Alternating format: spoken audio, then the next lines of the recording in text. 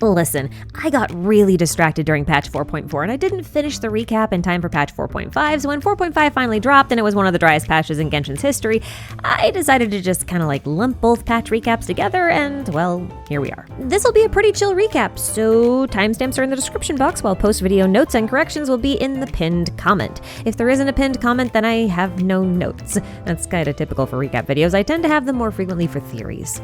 Anyway, let's move on to the most interesting quest in both patches, Chenyu Vale's An Ancient Sacrifice of Sacred Brocade.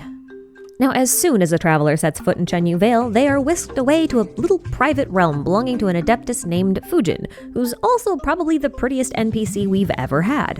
Fujin has taken an interest in the traveler because of their incredible compatibility with the spirit veins. And Fujin needs the traveler's help not just because of their spirit vein compatibility, but because she died at one point and has grown too weak to take care of Chenyu Vale's problems on her own. She claims that the soil and water are all mucked up, and it's altering the taste of the region's signature tea, and if that continues, the people of Chenyu Vale will lose their reason and ability to dwell in the region. The fix itself is pretty simple. Help Fujin recover fragments of her adeptal energy that has been scattered throughout Chenyu Vale, then find a votive rain jade and complete the rain jade rite, because that will cleanse all of the miasma in the mountains and fix the soil and water problems. So that's what we gotta do. We go around Chenyu Vale gathering the scattered pieces of Fujin's power in the form of golden carps, find the rain jade at the bottom of a whirlpool, part the mists to reveal the sacred mountain so we can finally perform the rain jade rite. And Fujin gives us a little bit of a history lesson along the way. Turns out the original people of Chenyu Vale were from the original civilization living in or around the chasm. When Celestia dropped the nail, the people were forced to leave, moving to the north of Liyue in the area we now call Chenyu Vale.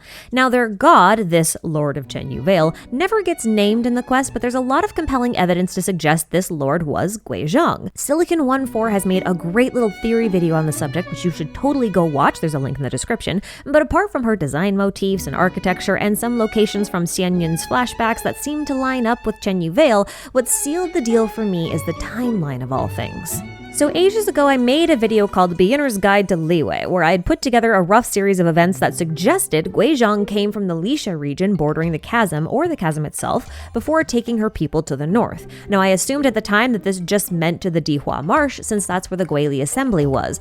But it makes more sense if it was to Chenyu Vale, because that puts the Guili Assembly right between Morax's territory around Mount Tianheng and Liyue Harbor, and the settlements of Chenyu Vale. It's the perfect location for the symbol of an alliance. So the Lord of Chenyu Vale, who may or may not be Guizhong, lived alongside two adepti, Fujin and Changsheng. Fujin was in charge of performing the Rain Jade rite on behalf of her lord, and Changsheng took to creating medicines and such for the people of Chenyu Vale. Now, Lingwen was not considered an adeptus, as she was a beast from the mountains that predated her arrival, but she had her seat amongst them all the same. Technically, Lingwen is a Swani, which is a mythical creature more closely related to dragons than anything else. That's kind of why Fujin struggles to identify her as an adeptus. And all was well until the Archon War started. Now, we get a few conflicting messages here about the nature of the Lord of Chenyu Vale, who may or may not have been Guizhong. Some say she went mad with power, or acted out of fear for her own survival, knowing that she stood no chance against Morax. But whatever her nature or reason, she forced the rivers to overflow, which flooded Dihua Marsh and pushed all of the people back south to the safety of the harbor. Lingwen chased the people of Chenyu Vale into the caves where they would be safe from the floodwaters, while Fujin and Changsheng fought their god to try and stop her, only for Fujin to be shattered into pieces scattered across the land, while Changsheng was chopped into small bits until only a small snake remained, which may explain why she requires a human host nowadays. Now, if this lord was Guizhong, then she would have found herself face to face with Morax before being turned to stone and sealed by the Yaksha. Now, you may be wondering, if the Lord of Chenyu Vale was Guizhong and she was allied with Morax, why would she go against him? To which I would say, to force his hand. See, during the Archon War, only one god could survive per region. In Mondstadt, we saw Andreas willingly give up his physical form so Venti could ascend, and we see A do the same for Makoto in Inazuma. It's a bit of a different story for Sumeru and Fontaine, but both regions only had one god remaining at the time they claimed their gnosis. So it's possible that Guizhong thought Morax would be the better Archon and also knew he couldn't move against an ally, so she provoked him instead. But whatever the Lord of Chenyu Vale's identity or intentions were, what we can say for certain is that the Archon War left the region without access to the Rain Jade Rite. It's not a huge deal, honestly, not with Morax around to ensure the stability of Liyue. Unless someone starts tampering with them. And of course, that someone was Lingwen. She was devastated at the loss of her friends and wanted to go back to the time when they were all together and happy. She believed that by manipulating the spirit vein, she could force nature to reclaim the land, or rewild it, if you will. This would have allowed the natural energies to grow stronger, thus revitalizing the remnants of Fujin so she could swim freely again in her adeptal form. But it would also make the land less habitable for human civilization. For example, all the hard work that had been put into cultivating the land for tea and specifically breeding the tea trees for their flavor and quality would be completely undone. It'd be like replacing a lovely apple orchard with tiny crabapple trees. Without their tea trees, which are the livelihood of Chenyu Vale, the people would have no reason to stay. In order to accomplish this return to nature, so to speak, Lingwen would basically need to pull off a reverse rain jade rite by manipulating the spirit veins. The problem was, she didn't know how, and it took her at least a few hundred years to figure out how to manipulate them, and even then her control was fairly limited. And her tinkering caused the miasma to propagate across the land, which was another problem.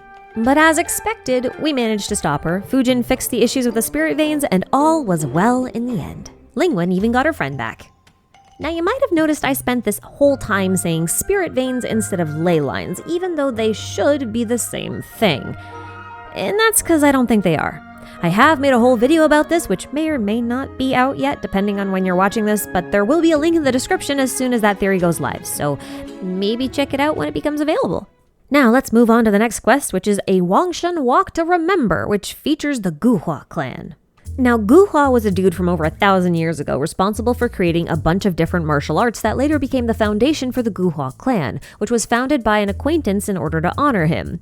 He was said to be an adeptus, but the jury is still kinda out on that one. Rain Slasher has some weird lines that suggest he ascended in a purple haze and became a star when he died, so he could be a case similar to Vanessa, where he was a normal human who ascended to Celestia, but none of that is particularly clear. If you trigger the quest, a Wangshan Walk to Remember by talking to either Huang III in Yilong Wharf or Wen IV outside of Wangshan Hall, you can actually enter Wangshan Hall, get the library key from Huang III, which will then grant you access to Guhua's secret trial, which has some of the most ominous text engraved on it. The text implies that Guhua did not like nor trust gods, which is ironic since he seems to have been one of the chosen ones that ascended to Celestia. In contrast, Vanessa was fairly pious, so if nothing else, we can say that Celestia doesn't seem to count piety as a metric for ascension. Maybe it means nothing, but it still feels kinda weird to me. Oh, and apparently, according to a couple of stone monuments scattered around the area, Guhua drank dragon blood. I don't know if that's literal or metaphorical, but it's certainly a choice, especially since the other person we know who drank dragon blood, Jacob, was doing so to assist in his transformation into an abyssling. Now, abysslings usually appear and disappear in purple hazes or puffs of purple smoke, so looking back on Guhua's ascension via a purple haze or like a smoke, it kind of, I don't know, recontextualizes some things for me. Just saying. Now, let's talk about Lantern Rite. Every Lantern Rite has its own theme, and this year's theme is kites and wushou dancing. But let's start off with kites because this year there's a kite flying competition, so we've got to get to work to make our own kite for the festival. Boy, howdy golly, gee willikers, that was unexpected.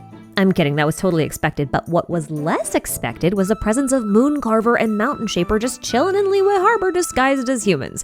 Now, I know it's a little disappointing to see these two adepti appearing as little more than modified NPC models, especially to those folks who'd hoped they'd end up as playable one day, but let's not forget that Madame Ping has a really boring NPC model in-game, but also has a really good Adeptus design that could easily become a playable model later. So I still have some hope for these two. After this Adeptal reunion, Paimon decides she wants to know what Yilong Wharf is like during Lantern Rite, so the kite seller tells us to meet up with Gaming, who's like a courier mercenary of sorts.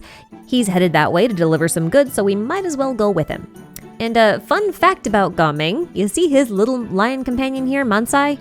He's actually the same species of Suwani as Lingwen from the World Quest. That makes him kind of like Guoba in that he's not a vision-based construct. The Suwani are also probably why wushou dancing hails from Chenyu Vale, since they're native there. So, yeah, fun fact. So Gaming doesn't have the best relationship with his family, especially his father, so he tries to be careful not to run into them while in his hometown. Later on, when he treats us to a meal, he confesses that he'd always wanted to be a professional wushou dancer, even though there's very little money in it, while his dad wanted him to inherit the family business. Gaming ran away from home like a typical teenager and basically hasn't spoken to his father since. But while we were in Yilong Wharf, we got to see Xianyun, who got a scammed into bulk buying a ton of tea as gifts for her adeptal friends. Xianyun has organized a kite-making workshop, which of course means that we have to participate. And yeah, we're gonna drag Gaming along with us because he's our new friend.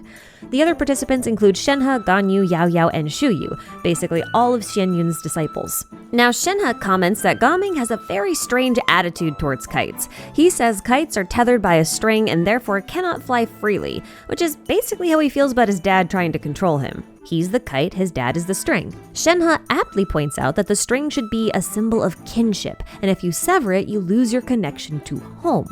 And of course, this line of thinking is what puts a bee in Xianyun's bonnet, and she decides the best thing to do is to meddle in Gaming's affairs. So, commence Operation Fix the relationship between Gaming and his dad by buying a stupid amount of tea and forcing Gaming to be the courier for it and his father, while Xianyun and Shenhe act like the most awkward mother-daughter pair ever, and Mooncarver and Mountain Shaper pretend to be treasure hoarders and fail miserably. Jokes aside, though, don't do this. I know this story ended well with Gaming and his dad actually having a good conversation and making amends, but there are far better ways to help a friend reconcile with a difficult family member. Just be honest with people and talk to them directly like Zhongli does. That conversation did a way better job nudging Gaming's dad in the right direction just by reminding him that his son is kind, selfless, courageous, accomplished, and honest, all traits to be extremely proud of as a parent. But parents can't control their children as they grow up, and we need to be reminded of that at times. To paraphrase Zhongli, if your kid is like a kite, you can't hold that string too tight or they're never gonna take flight. You gotta give that string some slack, and the best way to do that is just by talking and listening to each other. Even if you miss your perfect opportunity to, talk about something that's pressing or that just happened, it's never ever too late to try. On a much less serious note, I love how Zhongli is just out here chilling, flying a kite, and tricking Xiao into flying a kite too. Truly a retirement icon. Although, technically, Zhongli is practicing what he preaches here. Xiao isn't exactly receptive to the idea of forsaking his duty of protecting Liwei due to guilt and a plethora of other reasons. He's a bit like a kite that tightened his own string for fear of flying, so Zhongli has been slowly teaching him how to let go of that string bit by bit. And at the end of this quest, everything crescendos with Gaming's Wushu dance, a reconciliation with his father, and the kite flying competition that Xianyun dominated because of course she did. I also think she's helping Gaming walk on water here because his footsteps are teal, same as when Xianyun does her elemental skill. So that's cool. But yeah, talk to your friends and family. No excuses. You have a phone. Now after Lantern Rite, you can walk around and find some folks, kind of optionally. Navia and Clorand can be found in Xiaoying village, chilling at the top of a mountain, while Hu Town can be found selling coffins as props to Farina for her next performance. Zhongli is there as well, and you know damn well he knows who Farina is, and Farina also knows he knows, but Farina doesn't know he's the former Archon, and I just find this dynamic kind of funny. And of course, everyone was side-eyeing the fact that Neuvillette and Zhongli came this close to crossing paths and then didn't, leading to many theories about how Zhongli was intentionally avoiding Neuvillette. Although it's hardly a theory since it's heavily implied through dialogue. But I'm not as suspicious of this as I feel like a lot of other people are. Because as much as I want to see Neuvillette interact with any Archon that's not Farina, I don't know if I want that first encounter to be during a limited time event. So I'm just going to take this scene as a hint at some foreshadowing for future events instead, because that makes me happy. And if you return to Liyue Harbor, you can find a bunch more folks. Charlotte will tell you about the inventor of the mechanical kite device, and she'll recite a rather suspicious poem written by Keqing. Mooncarver and Mountain Shaper can be found in front of the Menogias lantern, reminiscing about the past, and specifically about Menogias, who I definitely want to talk about a little bit later. Ganyu and Shenhe are having a sisterly bonding moment over fashion advice. Shenhe is still kind of learning how to adjust to human society. Keqing and Xianyun can be found discussing Xianyun's kite-flying victory, while Chi-Chi and Yao Yao can be found on the balcony talking about finches and kites. Oh my god, they're so cute. And, of course, Gaming and his father can be found downtown having some wholesome moments of nostalgia and reminiscence. And if you leave the harbor for Pervasi's temple, you can find Xiao. He's come a long way since the first Lantern Rite, when he just refused to have anything to do with the festival at all. Now he even wants to release a Xiao lantern he made himself. He's finally starting to heal from past hurts, and we love to see it. Okay, so if you've been around my channel for a while, you'll know that I really like the Yaksha, and I have a particular soft spot for Menogias, and honestly, most of this stems from an absolute crack theory I wrote ages ago about Menogias being Capitano, which no one should take seriously, please. It was just a conspiratorial fun time thing, you know? But there are moments where I'm like, what's this? When it comes to him, because of all the yaksha, he is the one that gets mentioned the most often. I mean, sure, Bosacius had a whole quest in the chasm about the circumstances of his death, plus a very short world quest where you could take his treasure and an additional couple of mentions in some weapons and artifacts, but now that his story has come to a satisfying conclusion, Menogias is the one that everyone's reminiscing about. So I can't help but wonder if there's a story featuring him in the somewhat near future. He's been mentioned in 2 consecutive Lantern Rites now, and was even the featured lantern this year, so something feels a bit off to me. I kind of get the feeling that everyone's reminiscing about him because, from the sound of things, he was the most human of the yaksha, or maybe even the adepti in general. He was fascinated with craftsmanships and material goods, and these interests kind of made him sound like he'd be the one to interact with humans the most and take interest in the things that they make. Mooncarver even says that Menogias would have likely run a stall in the city during Lantern Rite.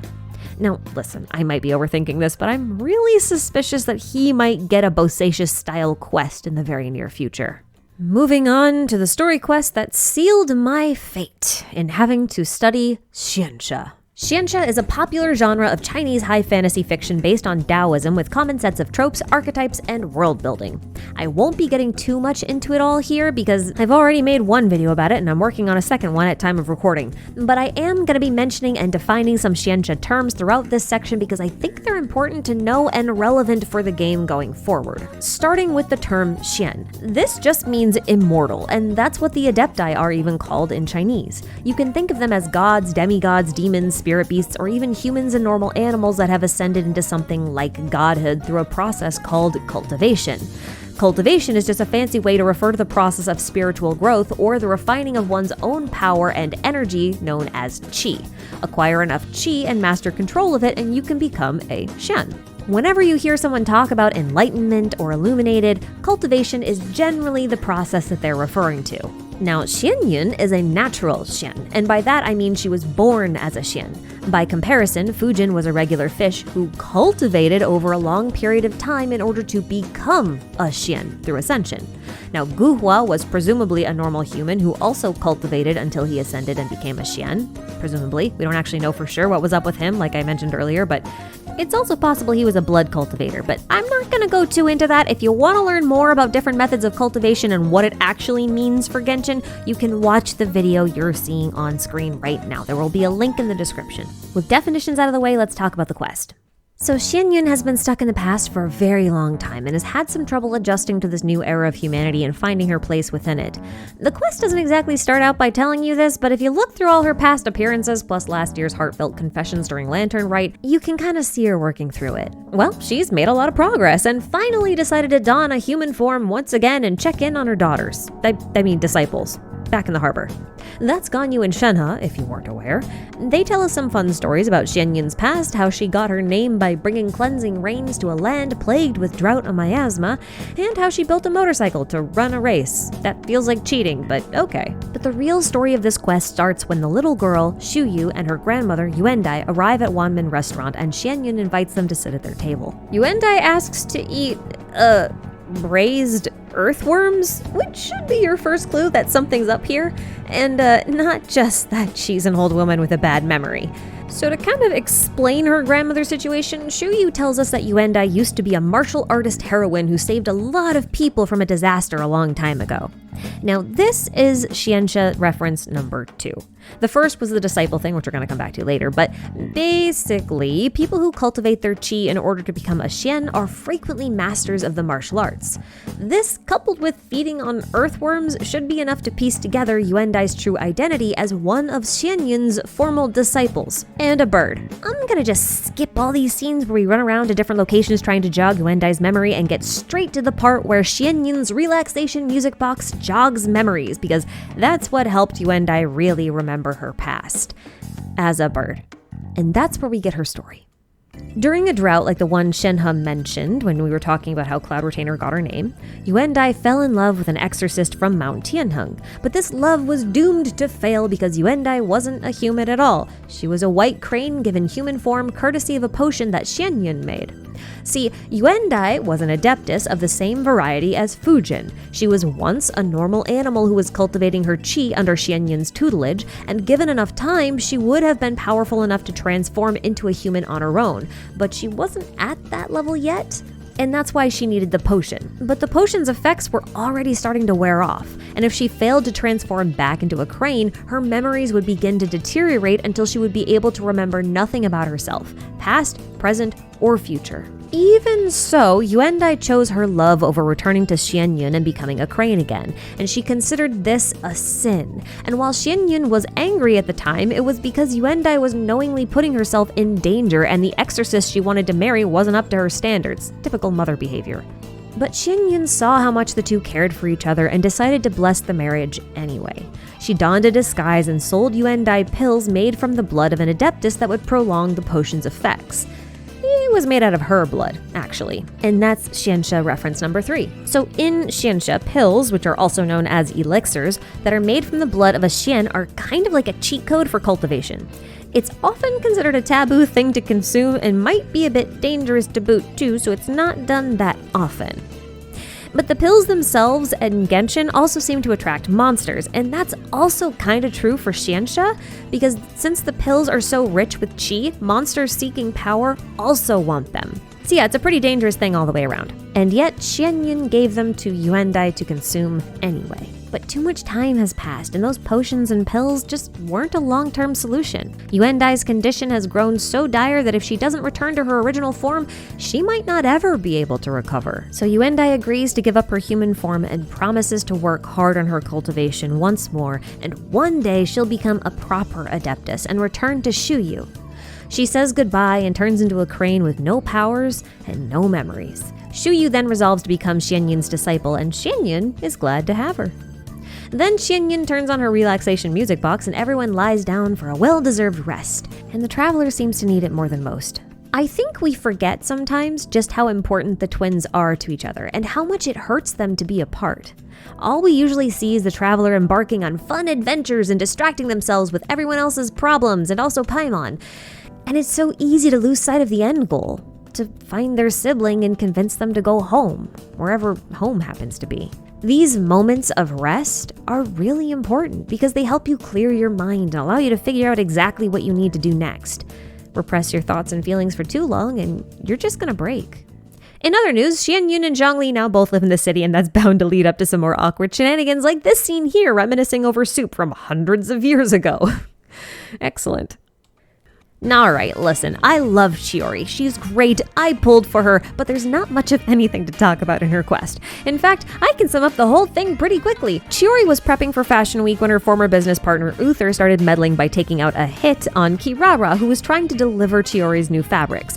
And then he also spread some rumors to ruin Chiori's business relationships and deter her customers. This led to several of her business partners cutting ties with her, so she had to start her designs over from scratch and find new inspiration in a nautical theme. And after some investigation as to what went wrong with all of this nonsense that's happening to her boutique, Chiori ends up at Uther's factory where he mass produces cheap clothing using toxic chemicals.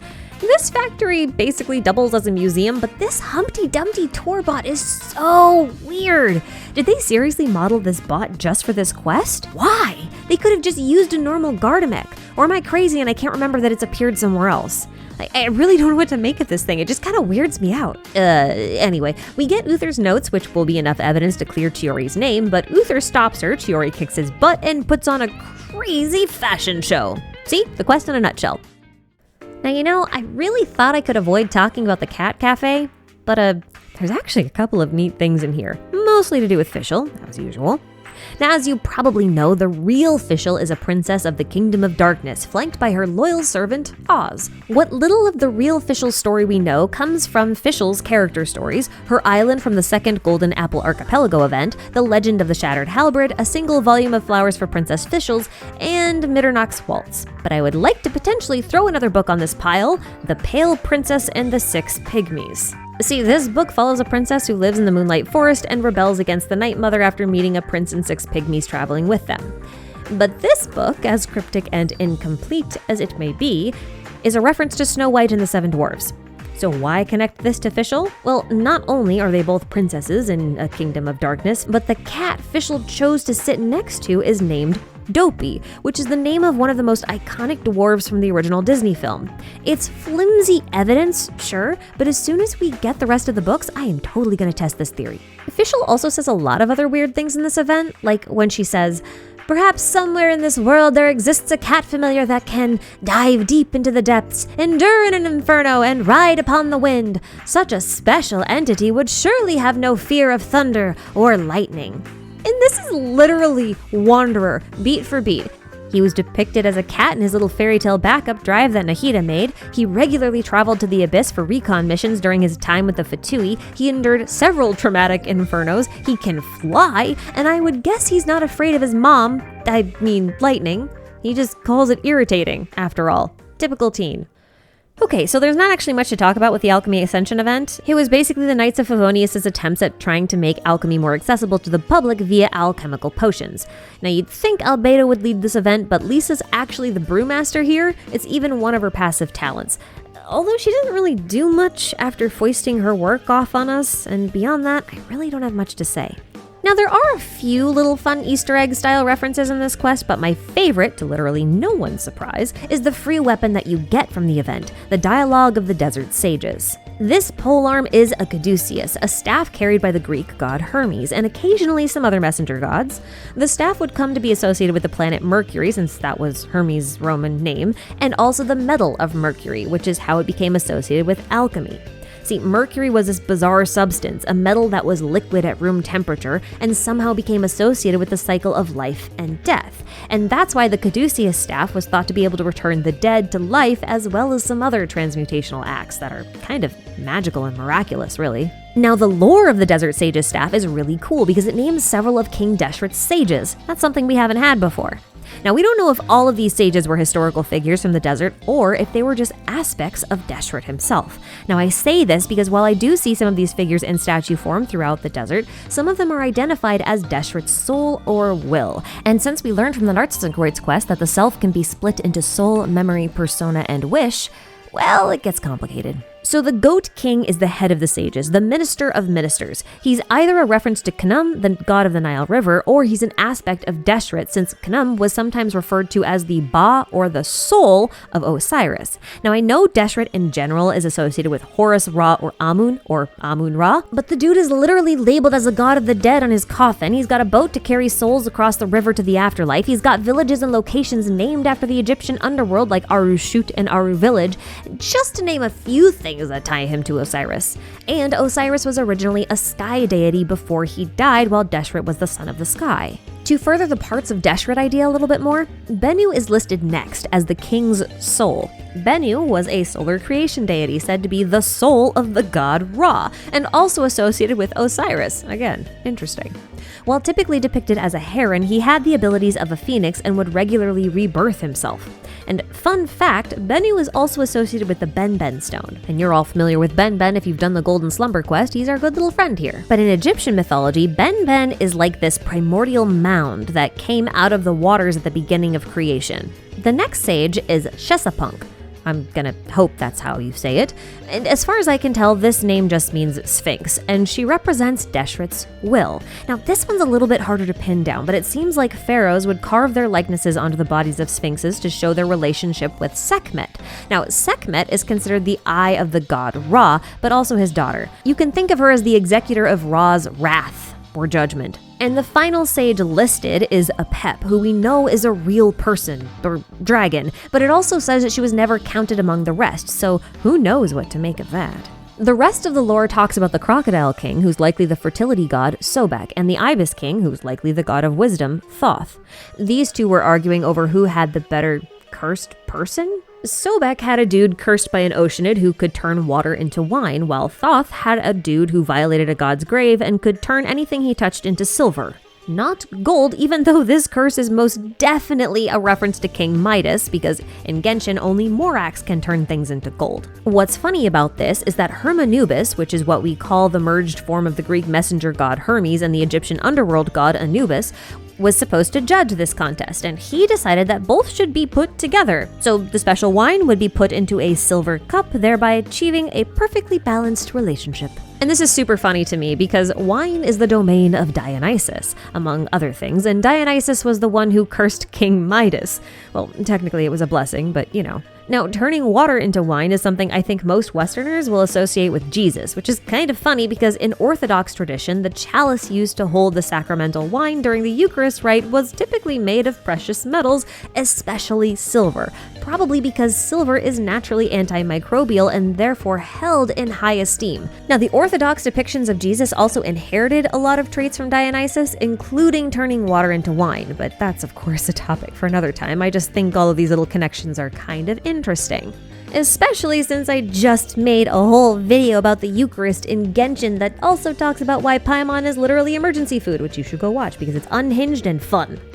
But yeah, I like this stuff. Okay, so moving on to the Hilichurl event, which had no story, but there are a couple of interesting things to note here, which I wasn't going to share, and then I did a new translation, and now I'm going to share.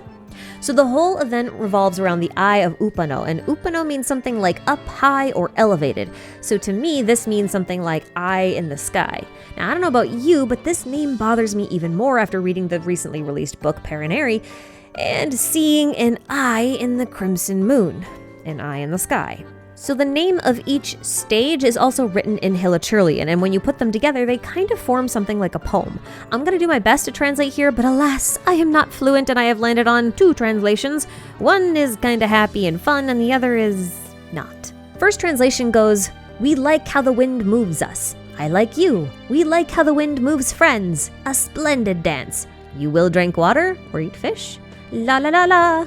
It's amazing!" This first translation is very literal and very textbook, and when double-checking my translation on the wiki, I noticed it was similar to Kai 12's translation that they posted in the comments. In their translation, they assumed with good reason that each line corresponded to the actions taken in the associated stage. This is a more than fair and reasonable translation, and honestly, it's quite a bit better than my first attempt. However, it's also very different from my second interpretation. This translation goes, "We want to disappear with the wind. I like you. We want our friends to disappear with the wind. A splendid dance. Let the water consume us. La la la. It's amazing." Hilichurlian is not a precise language. There's a lot of parts of speech that are missing and a lot of words we don't really understand all that well. So when we talk about the word like Nini, for example, it can either mean animo or it can mean something like invisible things or disappearing. So there's some room to move when it comes to interpretation. So the second interpretation of mine is basically a prayer for death. Not in a we want everyone to die sort of way. It's in more of a we are suffering and would like to be free of suffering sort of way. Now when translating this, I just thought of Caribert and the Hilichurls and the chasm, and I don't know, man, like let the water consume us sounds like they're trying to return to the primordial sea. And if the Eye of Upano is related to the eye in the crimson moon, because it's an eye in the sky, and the crimson moon is a harbinger of calamity, death, and destruction, then it's like they're begging a god to relieve them of their suffering. Now, I shared this observation with Roosevelt, and she reminded me of this lovely scene from our first Hilichurl event way back in 1.5 called Mimi Tomo, where Ella Musk tells us that this one Hilichurl is saying it doesn't want to see the sun, it wants to fall asleep and never wake up again. So which translation is more accurate? I don't think we're ever gonna know. And for that reason, I do not guarantee the accuracy of any of my translations. And with that, I think we are finally done covering all the things I wanted to cover from patches 4.4 and 4.5. I didn't talk about the two books we got, Paraneri and Time Checker, mostly because Roosevelt has done some great summary and analysis videos on them, and partly because I didn't want this video to be 2 hours long. So I'm just gonna link Roosevelt's videos if you wanted to learn about those. I was actually going to talk about Nouvelette's age, because when Lantern Rite ended, there was a lot of debate about it that I saw in the community. I had a whole section written and everything, and then I decided to cut it because I think Remuria is going to add more clarity to my hypothesis, but for posterity, here's the TLDR of what I wrote. I think Nouvelette's current human body is about 500 years old, while his dragon form is as old as Tevat itself. Reason being is that as a dragon, he was the heart of the primordial sea, and all life came from him. So as a dragon, he should be thousands of years old. However, due to his lack of memories regarding both Remuria and Egeria's rule of Fontaine, I'm inclined to think that his body was unable to regenerate until after Egeria's death 500 years ago. I am hoping that there's some more information to support this hypothesis in Remuria, but until then, this is just my speculation. And I think that's all I have. I tried to keep this recap on the shorter side, so there's a lot that was left on the cutting room floor. So how about we do this? Why don't you guys share your neat little tidbit from the last 2 patches down in the comments? More eyes are always better. Until then, this has been your double patch recap, so thank you for watching, and thank you channel members for supporting me and all I do, and as always, take care of yourselves out there, and I'll see you in the next video.